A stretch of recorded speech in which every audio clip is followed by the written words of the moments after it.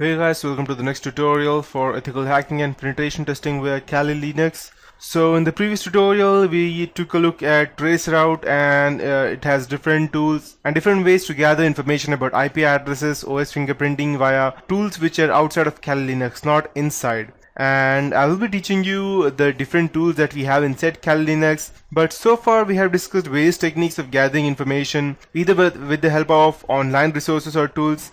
But now I will discuss footprinting through social engineering, that is the art of grabbing information from people by manipulating them. And this section will cover the social engineering concept and techniques used to gather information.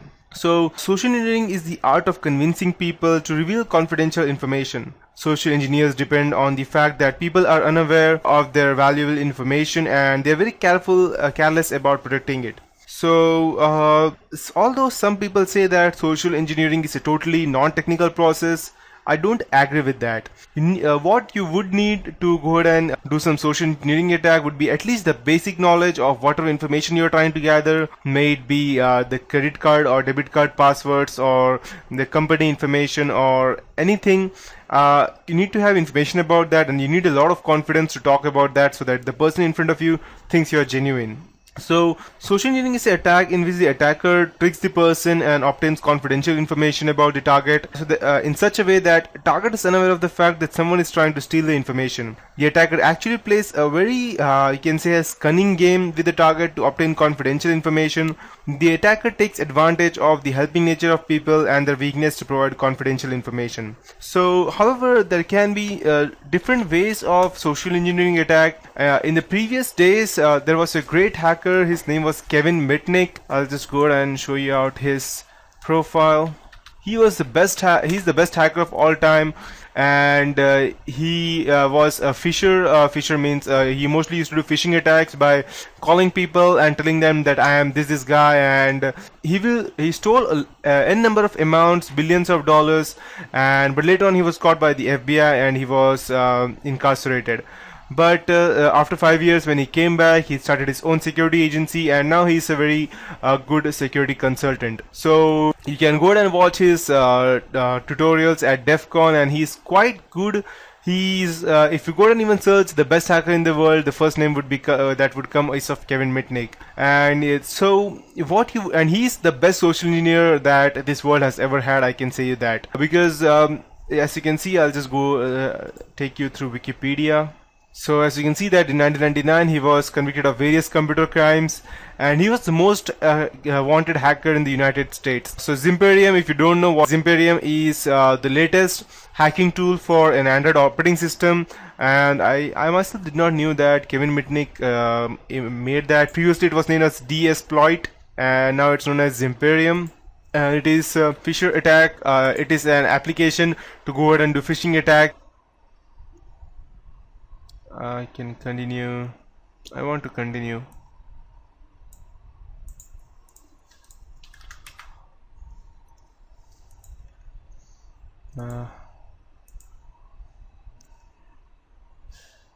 Okay. How do I continue? Let's check. Okay.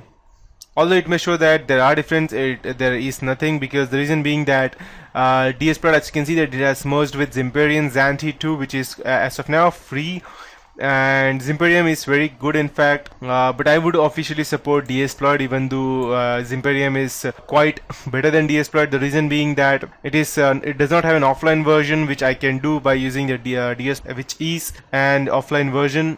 So okay, perfect. So this was developed by Kevin Mitnick, and yep.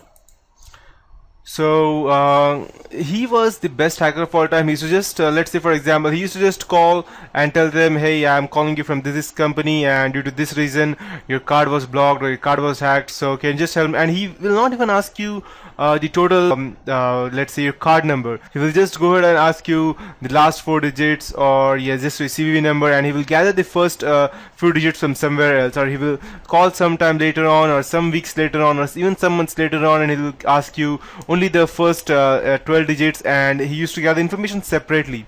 That was the best part, that no one was even bothered to think that okay, he's just asking for the only one or two parts of my whole card, and they used to simply give them out. And he hacked into several different parts, and that's how. And also this specific part in Kali Linux, I'll just go ahead and show it out to you. It was developed by Kevin Mitnick and someone else. I believe his name is David. So I'll just go ahead and tell you. He developed this social engineering toolkit, and yes, perfect.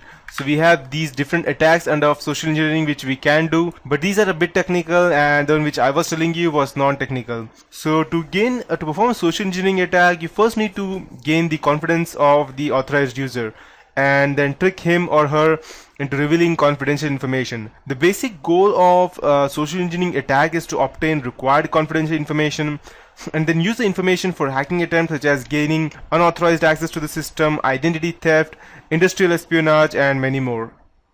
So, social engineering can be performed in many ways such as eavesdropping, shoulder surfing, dumpster driving, impersonation on social engineering attacks, and so on. So, collecting information using eavesdropping, shoulder surfing, and dumpster driving is quite different, which normally you won't do, but that is also quite very risky. That's why people normally use these days machine shredder to go ahead and shred all of the documents before they actually go ahead and put it in the garbage. Eavesdropping is just going ahead and listening to some people's conversation. It can be either by going near to them or by using any other techniques such as through phones or hacking into their phones or webcams and camera.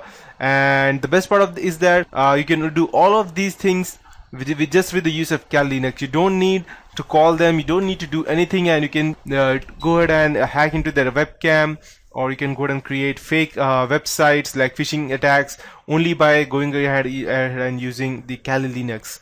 After that, we have dumpster driving. Dumpster driving is also known as trashing, where the attacker looks for the information in the target company's dumpster.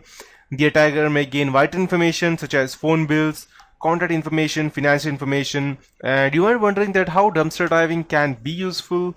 It can be something like this. Let's say for your company has a lot of let's say IT bills, or not IT bills exactly, let's say due to some reason